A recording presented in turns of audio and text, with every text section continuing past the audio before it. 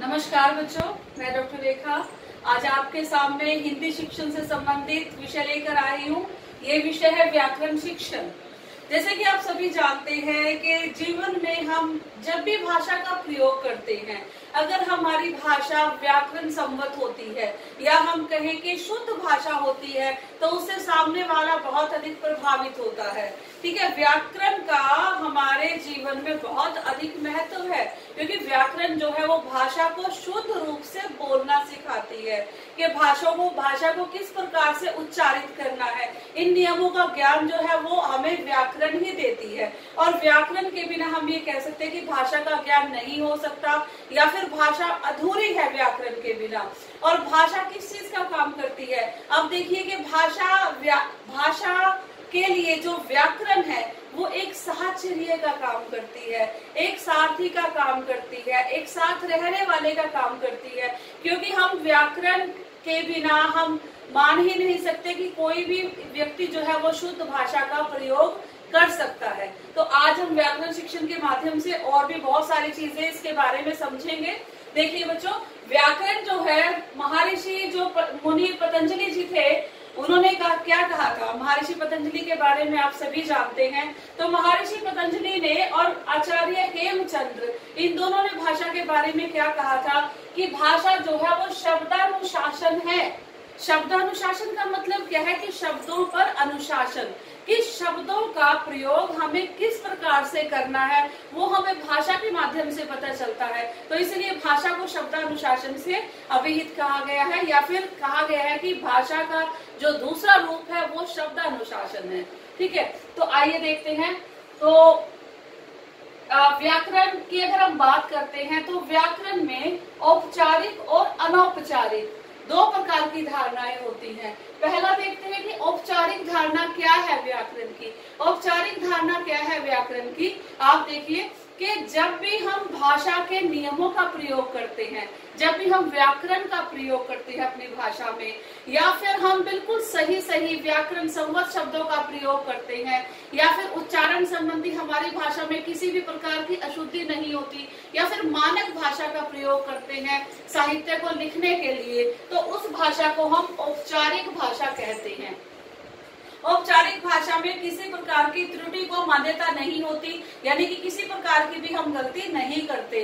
औपचारिक रूप से हम व्याकरण के जितने भी सिद्धांत है, जितने भी नियम है, हर एक सिद्धांत का, हर एक नियम का पालन करते हैं इसमें औपचारिक रूप में। ठीक है, अब बात करते हैं कि अनौपचारिक रूप। भाषा का अनौपचारिक, कुछ विद्वान मानते हैं कि भाषा का औपचारिक रूप ही सर्वमान्य होना चाहिए क्योंकि भाषा का औपचारिक रूप जो है वो सर्वमान्य है और व्याकरण सम्मत रूप है, यानी कि व्याकरण ने उसको साबित किया है, यानी कि उसमें शुद्धता है, उसमें सैद्धांतिक चीजें हैं, उसमें जैसे हम बात करते हैं सैद्धांतिक और व्यवहारिक दो चीजों की, तो व्याकरण का जो औपचारिक रूप है वो सिद्धांतों पर आधारित है, वो एक सैद्धांतिक रूप है। और अगर हम करते हैं अनौपचारिक की, तो अनौपचारिक भाषा का जो है वो व्यवहारिक रूप है। ठीक है, व्यवहारिक रूप किस तरह से? देखिए, व्यवहारिक रूप को या फिर अनौपचारिक रूप को भी हम ये नहीं कह सकते कि ये गलत है, क्योंकि बहुत सारे ऐसे हमारे आचार्य हुए हैं, बहुत सारे ऐसे मुनि हुए हैं, बहुत सारे हिंदी में ऐसे विद्वान हुए हैं जिन्होंने व्याकरण के नियमों को नहीं पढ़ा, व्याकरण के नियमों को नहीं पढ़ा, लेकिन फिर भी उन्होंने बहुत बड़े बड़े ग्रंथ लिखे हैं।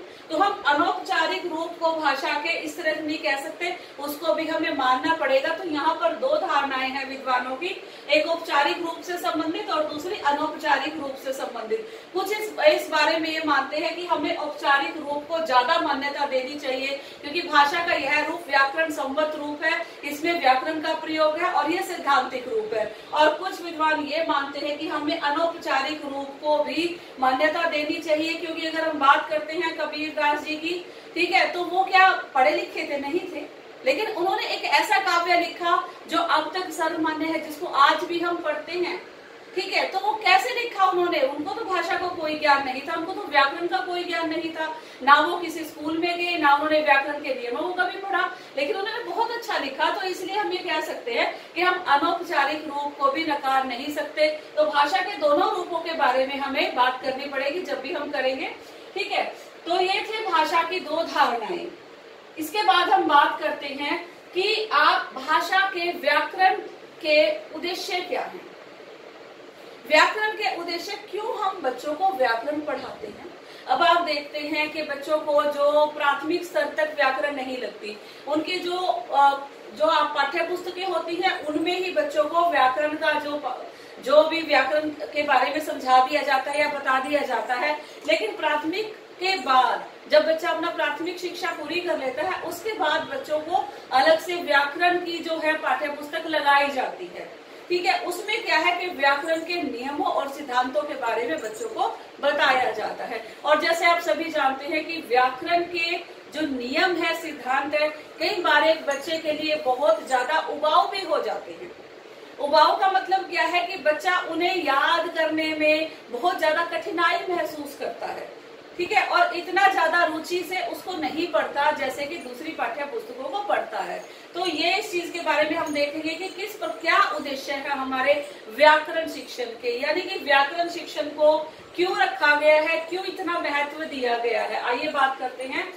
ठीक है, व्याकरण के उद्देश्य, तो सबसे पहला उद्देश्य है उच्चारण के नियम। उच्चारण के नियम का मतलब क्या है कि देखिए, कभी भी किसी व्याकरण में क्या पढ़ते हैं, संज्ञा है, सर्वनाम है, क्रिया है, विशेषण है, कारक है। ठीक है, तो ये सब चीजें अगर हमें नहीं पता होंगी तो हम भाषा को कैसे उच्चारित करेंगे। हमें नहीं पता होगा कि लड़की है तो उसके साथ हमें जाती है लगाना है और लड़का है तो जाता है। ठीक है, तो हम अगर व्याकरण के नियमों को ही नहीं पढ़ेंगे तो हम कैसे भाषा की उच्चारित करेंगे। भाषा को हम उच्चारित नहीं कर सकते जब तक हमें व्याकरण के नियमों का ज्ञान ना हो। तो उच्चारण के नियम जो हैं वो व्याकरण शिक्षण पर ही आधारित है।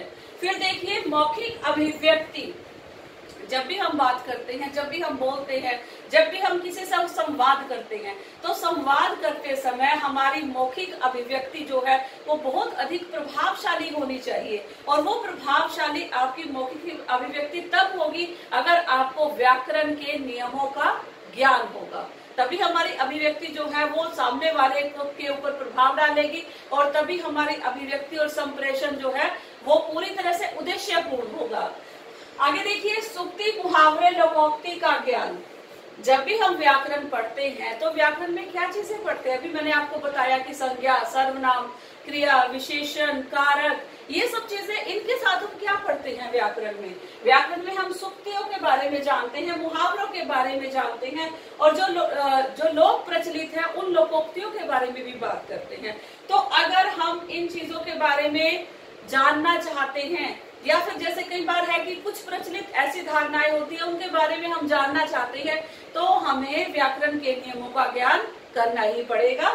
देखिए, विराम चिन्हों का प्रयोग। विराम चिन्हों में मैंने भी आपको पहले भी एक बताई थी कि उसमें किस तरह से व्याकरण में विराम चिन्हों का कैसा महत्व है और वो अर्थ का अनर्थ किस प्रकार से होता है। मैंने आपको एक उदाहरण भी दिया था, तो उसको मैं दोहरा रही हूँ। देखिए, जैसे हम कहते हैं विराम चिन्ह कैसे हैं, रोको, रोको के बाद हमने अल्प विराम लगाया, मत जाने दो, क्या हुआ कि जाने वाले को रोक लो, उसे जाने मत दो। ठीक है, अल्प विराम का महत्व कहाँ पर हुआ, जहाँ पे हमने उस चिन्ह को लगाया है। तो और दूसरा उदाहरण देखिए, रोको मत, इसके बाद हमने अल्प विराम लगाया, जाने दो। उसका अर्थ क्या है कि रोको मत, उसको जो जा रहा है उसको जाने दो। तो कितना अधिक महत्व है विराम चिन्हों का। ठीक है, तो अगर हम व्याकरण के बारे में पढ़ेंगे, व्याकरण शिक्षण के बारे में पढ़ेंगे, तभी हम विराम चिन्हों के बारे में जान पाएंगे। इसी तरह से अगर हम बात करते हैं कि चिन्हों का प्रयोग, जैसे विस्मयादि बोधक चिन्हों का है, हम कैसे प्रयोग करते हैं, हाय वह मारा गया, हाय के बाद हमने विस्मयादि बोधक चिन्ह का प्रयोग किया। तो अगर हम इन चिन्हों के प्रयोग के बारे में जानना चाहते हैं कि कहाँ पर हमें कम समय के लिए रुकना है तो अल्प विराम लगाना है, उससे ज्यादा समय के लिए रुकना है तो हमें अर्ध विराम लगाना है, और उससे भी ज्यादा समय के लिए हमें रुकना है तो हमें, ठीक है, तो किस किस तरह से हमें विराम चिन्हों का प्रयोग करना है वो सारा हमें व्याकरण के द्वारा पता चलता है। ठीक है, उसके बाद देखिए, शुद्ध वर्तनी का ज्ञान। अगर हम व्याकरण के नियमों को पढ़ेंगे तो भाषा के शुद्ध रूप का ज्ञान हमें होगा, क्योंकि अगर हम व्याकरण के नियमों को नहीं जानेंगे तो उसमें क्या होगा कि हम भाषा की शुद्ध वर्तनी का ज्ञान कभी भी नहीं कर पाएंगे। आगे देखिए, चिंतन एवं तर्क शक्ति। हमारे चिंतन शक्ति एवं तर्क शक्ति वो कहाँ से उजागर होगी?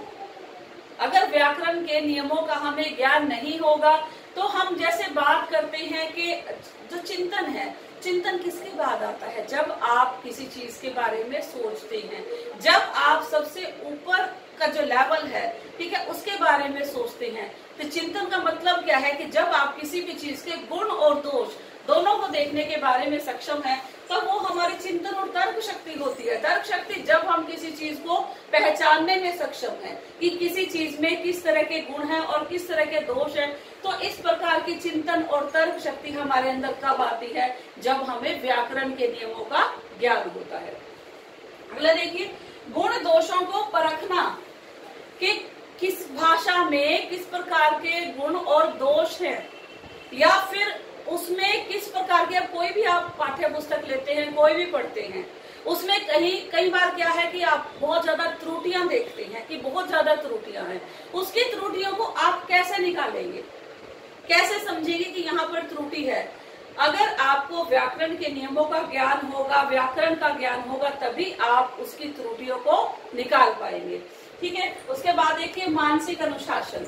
मानसिक अनुशासन सबसे जरूरी है, क्योंकि अगर आप मानसिक रूप से अनुशासित हैं तो समाज में आपकी एक अलग गरिमा है, एक अलग पहचान होती है। तो मानसिक अनुशासन किसके द्वारा आएगा? हमारे अंदर व्याकरण के द्वारा आएगा। तो ये सभी जो मैंने आपको बताया, व्याकरण के दो रूप थे, औपचारिक और अनौपचारिक, और ये सारे व्याकरण शिक्षण के उद्देश्य थे। तो बच्चों, भाषा में हमने अभी व्याकरण से संबंधित जो चीजें बताई। आगे देखिए कि भाषा का व्याकरण शिक्षण का महत्व क्या है। भाषा में, हिंदी भाषा में व्याकरण शिक्षण का क्या महत्व है? अब महत्व में देखिए, सबसे पहले जो व्याकरण है वो हमारे लिए सहचर व मित्र है। जो व्याकरण क्या काम करती है भाषा के लिए, उसके साथ चलने का काम करती है, उसके मित्र का काम करती है। ठीक है। उसके बाद व्यवस्थित रूप। अब व्याकरण ये बताती है कि भाषा का व्यवस्थित रूप कौन सा है और किस रूप का हमें प्रयोग करना है। ठीक है। उसके बाद है आत्मविश्वास में सहायक। तो आत्मविश्वास, जब भी हमें भाषा के नियमों का ज्ञान हो जाएगा तो उससे क्या होगा, हमें पता होगा कि हमें नियमों का ज्ञान है, तो हमारे आत्मविश्वास में वृद्धि होगी। फिर देखिए, शंकाओं का समाधान। अब किसी भी प्रकार की शंका है आपको व्याकरण से संबंधित, भाषा से संबंधित, तो व्याकरण में उन सारी शंकाओं का समाधान आपको मिल जाएगा। फिर देखिए, सैद्धांतिक व व्यवहारिक। अभी मैंने आपको दो रूप बताए थे शुरुआत में, अगर आपको याद होगा कि भाषा के दो रूप हैं। ठीक है। अब दो रूप में एक हमने बात की औपचारिक की और एक अनौपचारिक की। ठीक है। तो वही रूप है सैद्धांतिक और व्यवहारिक। जो औपचारिक रूप है उसको हम सैद्धांतिक रूप कहते हैं। ठीक है। और जो अनौपचारिक रूप है उसको हम व्यवहारिक रूप कहते हैं। तो दैनिक जीवन में, या हम बात करेंगे पूरी दिनचर्या में, हम दोनों ही रूपों का प्रयोग करते हैं भाषा के। उसके बाद है शब्दानुशासन। शुरुआत में मैंने बात की कि क्या कहा गया है व्याकरण को, शब्दानुशासन कहा गया है। इसका ये महत्व है कि जो व्याकरण है वो आपके शब्दों को अनुशासित करती है। क्या बोलना है, कैसे बोलना है, किस तरह से नियमों का प्रयोग करना है, वो सारे कार्य जो है वो आपकी व्याकरण शिक्षण करता है। ठीक है। उसके बाद देखिए कि भाषा की व्याकरण शिक्षण की विधियां कौन कौन सी हैं। अब व्याकरण शिक्षण की अगर विधियों की बात करें तो मुख्यतः 3 विधियां जो हैं वो व्याकरण शिक्षण में प्रयोग की जाती हैं। पहली है सिद्धांत प्रणाली, दूसरी है भाषा संसर्ग प्रणाली, और तीसरी है व्याख्या प्रणाली। अब एक एक प्रणाली को हम करेंगे। ठीक है। सिद्धांत प्रणाली, भाषा संसर्ग प्रणाली और व्याख्या प्रणाली। तो अगर हम सबसे पहले सिद्धांत प्रणाली की बात करें तो सिद्धांत प्रणाली में 2 प्रकार हैं इसके सिद्धांत प्रणाली के। पहले है पाठ्य पुस्तक विधि। पाठ्य पुस्तक विधि कौन सी है? मैंने आपको बताया था कि प्राथमिक स्तर तक कोई भी पाठ्य पुस्तक व्याकरण की नहीं लगाई जाती। ठीक है।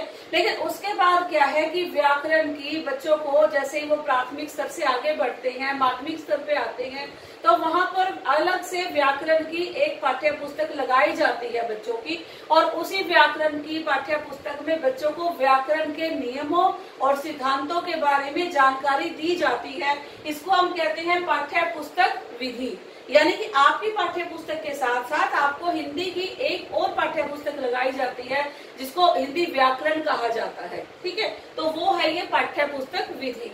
इसके बाद देखिए सूत्र विधि। अब सूत्र विधि क्या है? सूत्र विधि है कि जिसमें हमें व्याकरण के नियमों की जानकारी दी जाती है। इसमें पाठ्य पुस्तक विधि में और सूत्र विधि में क्या अंतर है? देखिए, जो पाठ्य पुस्तक विधि है वो अधिकतर जो है हिंदी भाषा में प्रयोग की जाती है, और जो सूत्र विधि है वो अधिकतर संस्कृत भाषा में प्रयोग की जाती है। इसमें जो है व्याख्या की जाती है, हर चीज की बताया जाता है, लेकिन सूत्र विधि में सिर्फ आपको भाषा के सूत्रों के बारे में बताया जाता है। तो अगर हम संस्कृत की बात करें तो उसमें कैसे सूत्र होते हैं? जैसे आप बोलते हैं एक कैसे, ती तह अंति, सी थ थ, आमी आवे आमे।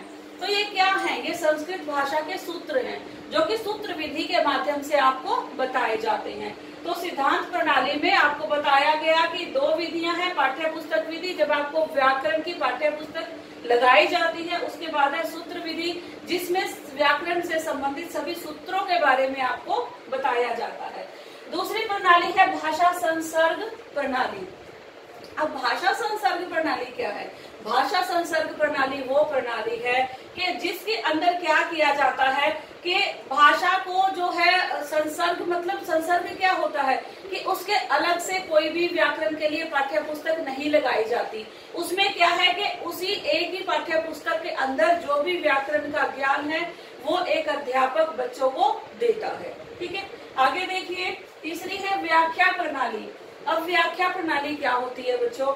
व्याख्या प्रणाली में आगे दो प्रणालियां हैं। व्याख्या प्रणाली की अगर हम बात करें तो प्रयोग विधि और सहयोग विधि। अभी हम बात करते हैं पहले प्रयोग विधि की। अब प्रयोग विधि में हम दो प्रकार की विधियों की बात करते हैं, एक है आगमन विधि, दूसरी है निगमन विधि। पहले हम आगमन विधि की बात करते हैं। अब आगमन विधि में क्या होता है? आगमन विधि में देखिए, आगमन विधि में क्या है कि सबसे पहले हमें किसी चीज से संबंधित उदाहरण दिए जाते हैं, उदाहरण दिए जाते हैं। उसके बाद क्या किया जाता है? उसके बाद हम उस चीज के सूत्रों पर या नियमों पर जाते हैं। आगमन विधि में पहले उदाहरण, अब जैसे हम, अगर मैं आम जीवन की बात करूं, आगमन विधि किस तरह की विधि है? उदाहरण कैसे दिए जाते हैं? अब आपने देखा एक कौवे को, एक कौवा काला है, फिर दूसरे को देखा उसका रंग भी ऐसा है, तीसरे को देखा उसका रंग भी ऐसा है, तो आपने ये धारणा बना ली कि सभी कौवे जो हैं वो काले होते हैं। ये आगमन विधि है कि जहां पर आप उदाहरण के माध्यम से, उदाहरणों के माध्यम से एक सूत्र या फिर एक नियम बना लेते हैं। तो इस विधि को हम आगमन विधि कहते हैं। अब दूसरी विधि की बात करें तो दूसरी विधि है निगमन विधि। अब अगर हम निगमन विधि की बात करें तो निगमन विधि में क्या होता है कि सबसे पहले आपको नियम बनाए जाते हैं, नियम बताए जाते हैं। अब इसमें अगर हम बात करें गणित की तो वहां पर अधिक ये विधि प्रयोग की जाती है। अब विज्ञान का विषय है, वहां पर अधिक ये विधि प्रयोग की जाती है, ठीक है। अब आप बात करिए कि कोई भी फॉर्मूला है, पहले से आपको बता दिया जाता है कि इसके अनुसार ही आपने इस चीजों का समाधान निकालना है, ठीक है। ये प्रयोग करके ही आपका जो समाधान है वो निकलेगा। पहले आपको नियम बता दिया जाता है। अब जैसे बात करें नियमों की तो कैसे 2 जमा 2 जमा 2 कितने होंगे? 6, ठीक है। 7 तो नहीं हो सकते ना, तो पहले ही आपको बता दिया गया है कि इतने को अगर आप जमा करोगे तो वो क्या होंगे? 6 ही होंगे। तो पहले से जहां पर नियम बता दिया जाता है और उसके बाद हम उदाहरणों पर आते हैं, वो है निगमन विधि। आगमन विधि में क्या मैंने आपको बताया कि सबसे पहले क्या बताया जाता है? उदाहरणों से आप नियम या सूत्र की तरफ चलते हैं। और निगमन विधि में आपको सूत्र पहले बता दिया जाता है और सूत्र के अनुसार ही आपको अपने उत्तर तक पहुंचना है और सूत्र के अनुसार ही आपको अपने उदाहरणों तक पहुंचना है। ठीक है, अब प्रयोग विधि के 2 उदाहरण मैंने आपको बताए। इसके बाद देखिए सहयोग विधि। अब सहयोग विधि भी इस तरह से कैसी विधि होगी कि जिस विधि के अंदर अध्यापक, जैसे आप पाठ्य पुस्तक पढ़ा रहे हैं तो अध्यापक क्या करता है, पाठ्य पुस्तक में मान लो नाम आए कुछ, राम, श्याम, गीता, मोहन, कोई भी नाम आते हैं तो अध्यापक क्या कहता है कि देखो बच्चों ये सब क्या है, ये संज्ञा है। ठीक है, और उनकी जगह अगर हम अन्य शब्दों का प्रयोग करते हैं, ये, वो, यह, वह, तो वो क्या है, वो सर्वनाम है। ठीक है, तो जिस समय हम पाठ्य पुस्तक को पढ़ा रहे हैं उसी समय पर हम भाषा के बारे में, व्याकरण के बारे में बच्चों को बताते हैं। तो ये विधि कौन सी है, सहयोग विधि। अब जैसे हमने कहा कि काला, पीला, हरा, नीला, तो ये क्या है, सारी की सारी ये विशेषताएं हैं। और जब हम किसी की विशेषताओं के बारे में बताते हैं तो उसे हम क्या कहते हैं, विशेषण कहते हैं। ठीक है, तो इन चीजों का जो प्रयोग है एक अध्यापक उसी समय कर रहा होता है जब वो उस पाठ्य पुस्तक को पढ़ा रहा होता है। तो मुझे उम्मीद है कि व्याकरण शिक्षण के बारे में जो आपको जानकारी मिली है उस जानकारी का आप जीवन में प्रयोग करेंगे। धन्यवाद।